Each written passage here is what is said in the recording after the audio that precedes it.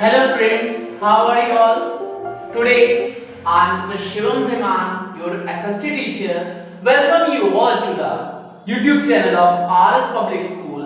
Today's video is for class 8 and in this video I will explain the chapter Human Resources. Students, आप लोगों ने इससे पहले chapters में रिसोर्सेज के बारे में पढ़ते आ रहे होंगे या आपने जूनियर क्लास में भी रिसोर्सेज पढ़ा होगा। तो रिसोर्सेज क्या होता है?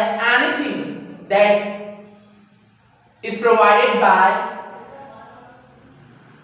नेचर और to us that makes our living standard beneficial. Means resource क्या होता है? कोई भी चीज जो हमारे जीवन के स्तर को अच्छा बनाए वो रिसोर्सेज है। रिसोर्सेज नेचुरल भी हो सकती हैं और मैनमेड भी हो सकती हैं, बट इस चैप्टर में हम ह्यूमन रिसोर्सेज के फॉर्म में के बारे में जानेंगे।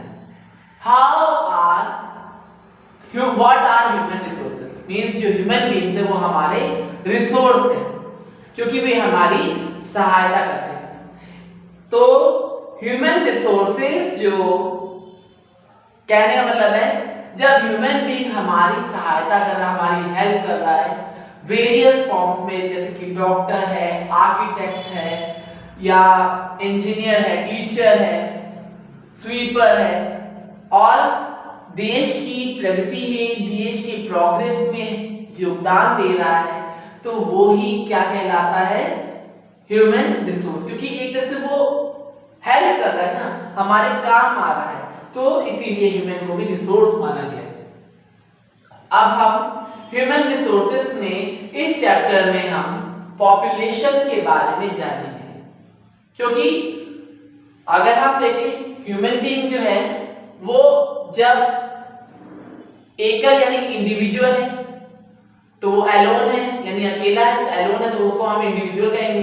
जैसे अगर हम स्पीशीज को देखें तो human being is alone, then he is individual.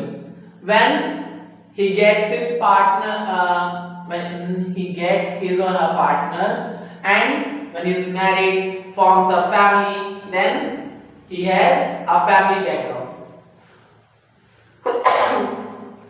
तो उसकी फैमिली, इंडिविजुअल से फैमिली, फैमिली से सोसाइटी, सोसाइटी से रिलीजियस ग्रुप्स, धार्मिक समूह और फिर इंफ्रास्ट्रक्चर को डेवलप जो करेगा अपनी लाइफ को और अच्छा बनाएगा, जैसे डैम्स, ब्रिजेस, है ना। तो और सोसाइटी भी इसी तरह से बनेगी, तो सोसाइटी ही पॉपुलेशन को जन्म देती है। पॉपुलेशन यानी जनसंख्या या आबादी means the number of people, the number of man and women and children living in the society are population. This population consists of newborn babies, kids, teenagers, youth and older people. So we together take the number of citizens living in the country, in a state, in a city, as well as in the on the earth or in the continent, then we comprise itself together as a population. Means सबसे पहले तो हम अपने शहर की, फिर नगर की, फिर राज्य की, फिर देश की बाद कॉन्टिनेंट की, इससे हम पॉपुलेशन जानते हैं। तो मोस्ट पॉपुलेटेड जो आपका मोस्ट पॉपुलेटेड कंट्री कौन सी है? पॉपुलेशन के टर्म्स में सबसे बड़ा देश कौन सा है? चाइना, और सेकंड नंबर पर हमारा इंडिया आता है। अगर स्टेट की बात करें, इंडिया के स्टेट की बात करें, तो सबसे ज्यादा पॉपुलेटेड है उत्तर प्रदेश, है ना। तो पॉपुलेशन जो है यानी आबादी। डिस्ट्रीब्यूशन ऑफ पॉपुलेशन, डिस्ट्रीब्यूशन यानी कि पॉपुलेशन का बटाव। अगर हम देखें तो डिस्ट्रीब्यूशन ऑफ पॉपुलेशन हर जगह अलग अलग है। प्लेन्स पे हम पॉपुलेशन ज्यादा पाएंगे क्योंकि वहां पर लिविंग स्टैंडर्ड के जो फैक्टर्स है वो इजियर है, मतलब सुविधाजनक है। लोग मैदान, समतल मैदान में रहना ज्यादा पसंद करते हैं as compare to harsh climate areas like mountains, polar regions and plateaus और द डेजर्ट्स। तो ज्यादातर आबादी कहां बसी होगी? मैदान में या प्लेन्स पर।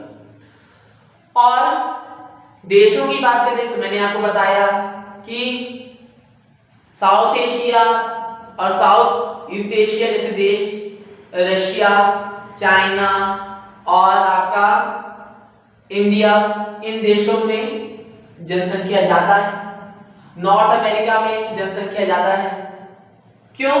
क्योंकि एक तो मैदान, दूसरा कि यहाँ पर प्लेन्स है और एग्रीकल्चर यहाँ पर है, फॉलो होता है, जिसका उत्पादन ज्यादा है, फूड की अवेलेबिलिटी है और ऑक्यूपेशन, गवर्नमेंट पॉलिसीज इतनी अच्छी है कि लोगों को काम प्रोवाइड हो रहा है और टूरिज्म भी है ना।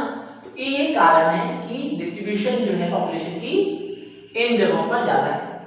अब जैसे ऑस्ट्रेलिया, अमेरिका, यूके, इन जगहों पर लोग जाना चाहते हैं, बसना चाहते हैं। क्यों?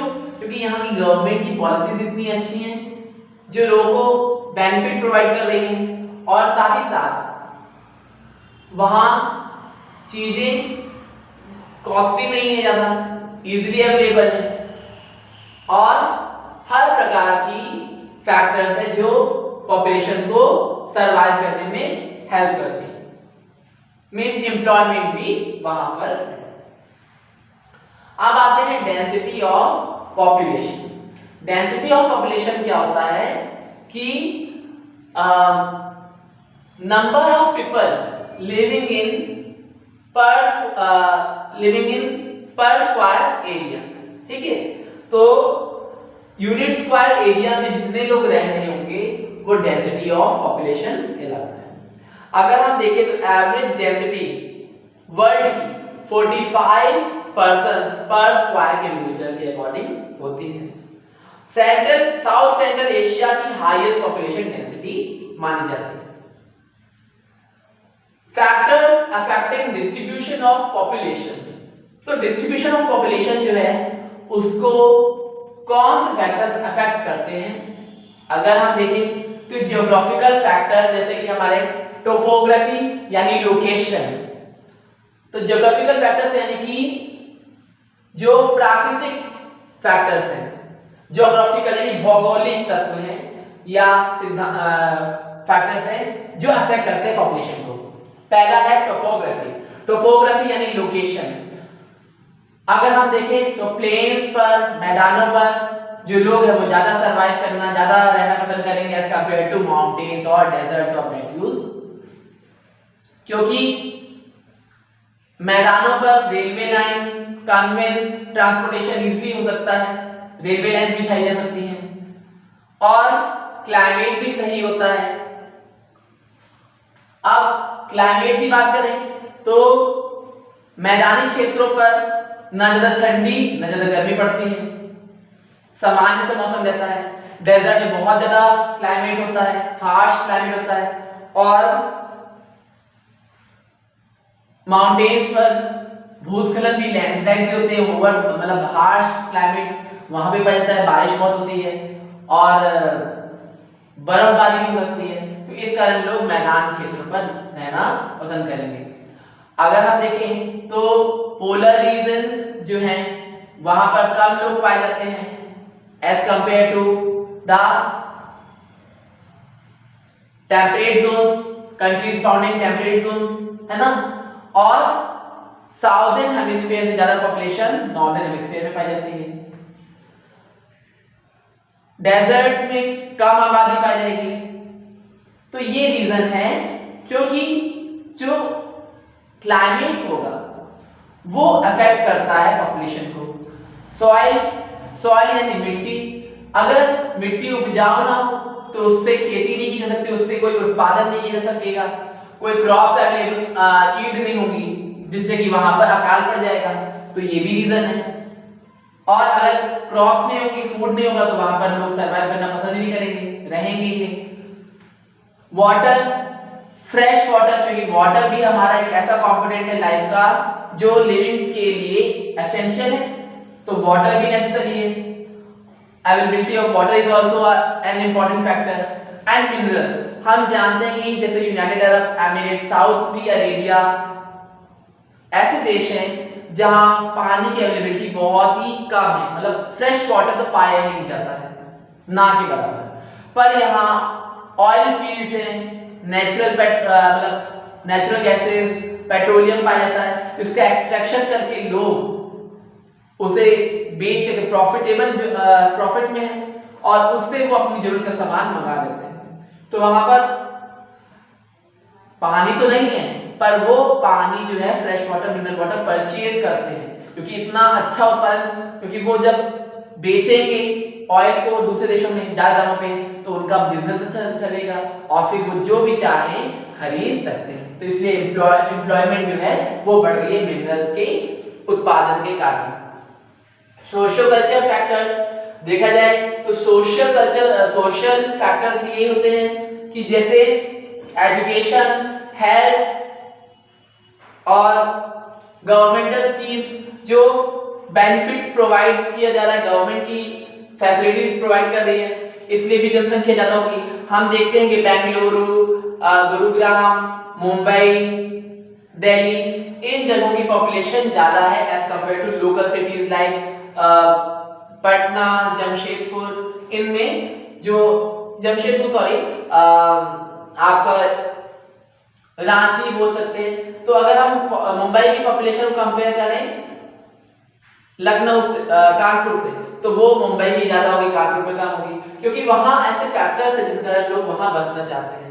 हम एक छोटे से शहर को ले लें, जैसे कि आपका हो गया हाथरस, जो कि उत्तर प्रदेश में पाया जाता है। तो यहाँ की पॉपुलेशन दिल्ली की पॉपुलेशन के कंपैरिजन में कम होगी, दिल्ली में ज्यादा पॉपुलेशन होगी, वहां पर ऐसे फैक्टर्स जिससे लोग वहां पर रहना पसंद करते हैं एम्प्लॉयमेंट के कारण और अन्य गवर्नमेंटल पॉलिसीज या फैसिलिटीज के कारण। अब आता है कल्चरल फैक्टर्स। हम जानते हैं कि जैसे आगरा, मथुरा और आपका अजमेर, बनारस, इन जगहों पर पॉपुलेशन जो है ज्यादा है, क्योंकि कल्चरल फैक्टर्स यहाँ पे जाते हैं। मंदिर है, दार्शनिक स्थल है, तो हमेशा जहाँ श्रद्धालु आते रहते हैं और वहां पर टूरिज्म के कारण जो एम्प्लॉयमेंट बढ़ रहा है, तो इसलिए भी लोग वहां रहना पसंद करेंगे। थर्ड है इकोनॉमिक, जैसे कि गुरुग्राम, बेंगलुरु, यहाँ पर आईटी इंडस्ट्रीज, आईटी फैक्ट्रीज है, जमशेदपुर है आपका। तो इन जगहों पर इंडस्ट्रीज होने के कारण, अहमदाबाद है, इंदौर है, तो इंडस्ट्रीज होने के कारण इकोनॉमिक फैक्टर्स के कारण भी यहाँ पर जनसंख्या जो है वो बढ़ रही है। अब आता है लास्ट में आपका गवर्नमेंट पॉलिसीज। जैसे गवर्नमेंट पॉलिसीज जो है वो भी माइग्रेशन में मेजर रोल प्ले करते हैं, गवर्नमेंट की पॉलिसी निकालती है। तो जैसे ब्रिटिश पीरियड के दौरान इंडियंस को फिजी, मलाया और मॉरिशस भेजा गया, ठीक है। अब आता है पॉपुलेशन चेंज। तो पॉपुलेशन चेंज में एक टर्म आता है पॉपुलेशन एक्सप्लोजन, यानी कि जनसंख्या विस्फोट, यानी बढ़ना। 1820s के टाइम तक जो पॉपुलेशन थी वो धीरे धीरे बढ़ती गई, वर्ल्ड की population.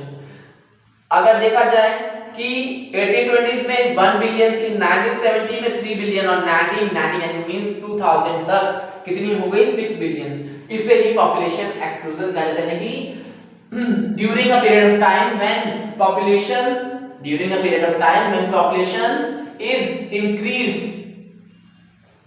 with change of time and with change of period, it is called as population explosion, यानी जनसंख्या का बढ़ना। तो इसमें दो फैक्टर्स रहते हैं, इमिग्रेशन और इमाइग्रेशन।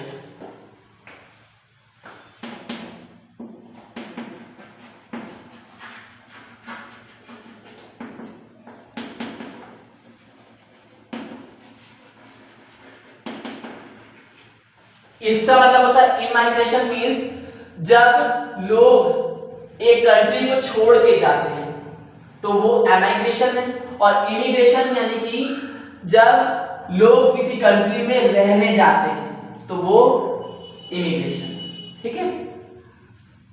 अब हम बात करेंगे पॉपुलेशन कॉम्पोजिशन के बारे में। पॉपुलेशन कॉम्पोजिशन क्या होता है? कॉम्पोजिशन मीन्स यानी कि तत्व जिससे कोई चीज बनी हो। कॉम्पोजिशन मीन्स यूनिट्स जिससे कोई चीज बनाई जा रही हो। तो कॉम्पोजिशन को एक के लिए इंग्लिश वर्ड है पार्ट्स। मीन्स पॉपुलेशन के क्या पार्ट्स, मीन्स पॉपुलेशन जो बन रही है वो किन पार्ट से बनती है। तो हर साल जो कंट्रीज है या जो गवर्नमेंट है वो सेंसस यानी कि जनगणना कराती है।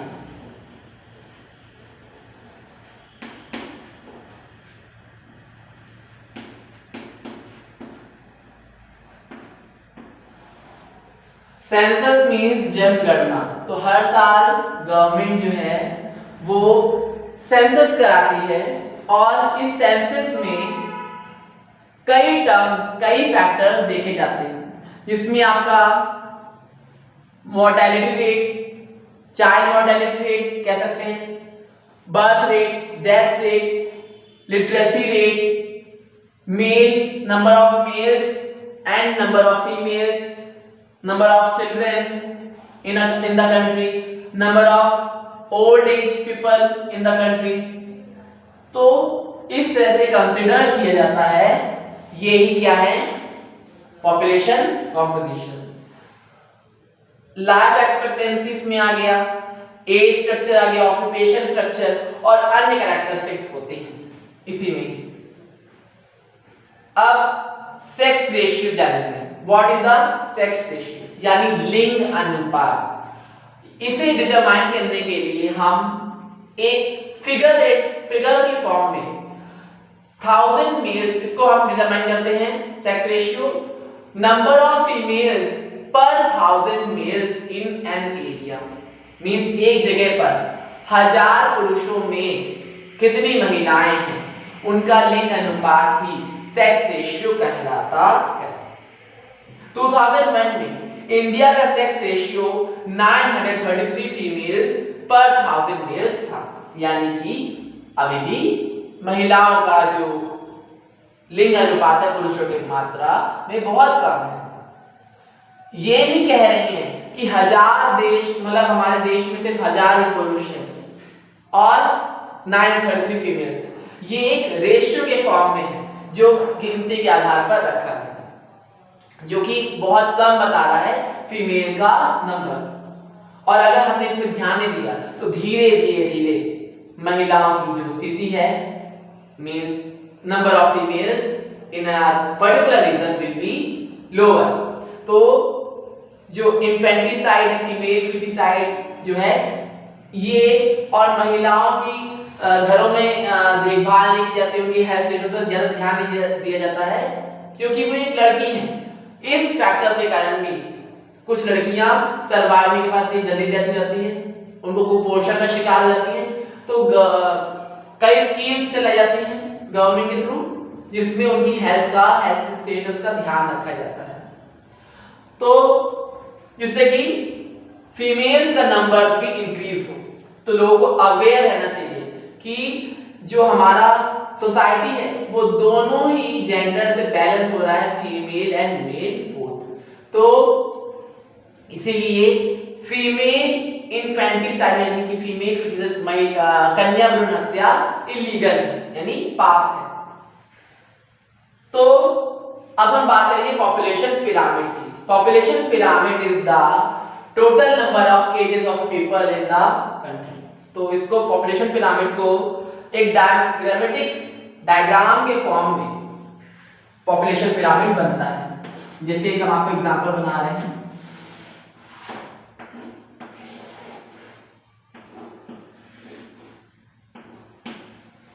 ठीक है। तो इस तरह से पॉपुलेशन पिरामिड बनता है। और जो वर्टिकल रीजन होता है वो एज ग्रुप शो करता है। Vertical region age group show करेगा और हॉरिजॉन्टल जो है वो शो करेगा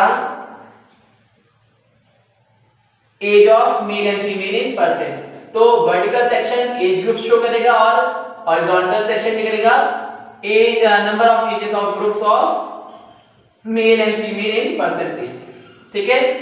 तो जो 15 ईयर से कम साल के जो चिल्ड्रन होंगे उनका बॉटम में रखा जाएगा, पोजीशन उनकी बॉटम में रखी जाएगी इस पिरामिड में, और जो वृद्ध यानी ओल्ड एज वो अबव रखे जाएंगे, ठीक है। तो in the pyramid bar graph the percentage of children below 15 years are shown at the bottom and the size of aged people above 65 years means 65 साल से ज्यादा उम्र के जो व्यक्ति हैं, वृद्ध लोग जो वयस्क वृद्ध माने जाएंगे, वो above रखे जाते हैं टॉप पे, ठीक है। और 15 से 65 इयर्स के जो लोग होंगे वो मिडिल में रहेंगे, ठीक है।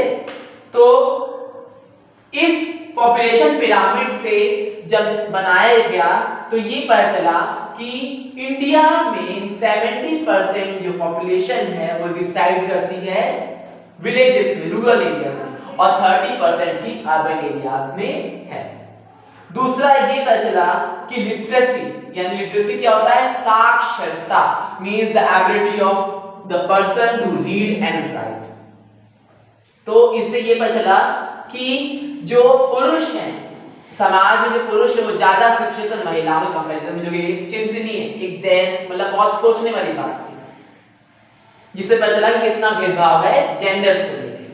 तो सबसे ज्यादा literacy rate state wise Kerala में था 90.92%, और लिटरेसी रेट 2001 का कहता है कि इंडिया में लिटरेसी रेट 64.84% और मेल्स का लिटरेसी रेट हायर था एज कंपेयर टू फीमेल्स जो था 53.76%। तो गवर्नमेंट इसी सेंसस को हर साल कंडक्ट करती है, जिससे कि पता चलता है कि कितने लोग जी रहे हैं और क्या बर्थ रेट। बर्थ रेट क्या होता है, एक साल में 1000 में से कितने बच्चे जन्म लिए, और मृत्यु दर यानी जो डेथ रेट होती है यानी कि 1000 एक साल में 1000 लोगों में से कितने लोग मृत्यु हुए, ठीक है। और अन्य factor educational, health, infrastructure, employment, ये सब कंडक्ट करके जानती है। So this was the chapter explanation of the human resources. I hope you must have understood about this chapter. Thanks for watching this video. Have a nice students.